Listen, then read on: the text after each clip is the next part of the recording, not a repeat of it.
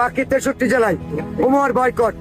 Hotspot Bellal ওমরকে বাকি 63 জেলায় বয়কট করে দিল। আর ওমর তার ভয়ে বাংলাদেশ ছেড়ে মালয়েশিয়া চলে গেল। সে বিন্দাস ঘুরতে আছে। দেখুন কি যে কয়টা চুল পড়ছে দেখতেছেন, হয়তো দুশ্চিন্তায় আর নয়তো অসুস্থতায়। এমনিতে ওমর, এটা তোমার জন্য লাস্ট ওয়ার্নিং। বাকি 63 জেলায় তুমি পা রাখতে পারবে না। তোমার ফ্যান ফলোয়ারদের এখনো সময় আছে, তুমি বলবা আগে তোমার মানুষ হওয়ার দরকার। হটস্পট বেল্লাল সে বারবার বলতে আছে ওমরের মানুষ হওয়া দরকার। তাই ওমর মানুষ হওয়ার জন্য এবার মালয়েশিয়া চলে গেল। সে কি বাংলাদেশে আসবে কি আসবে না সে নিজেও বলতে পারে না। আর একটা বিশেষ কথা, ওমরের জন্য কিন্তু এইটা লাস্ট ওয়ার্নিং ছিল। গাইস, এখন আমি আসছি হলো মালয়েশিয়া। আমার পিছনে দেখে তো বুঝতেই পারতেছেন।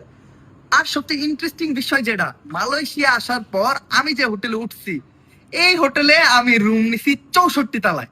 আমি এখন 64 তালায় আছি।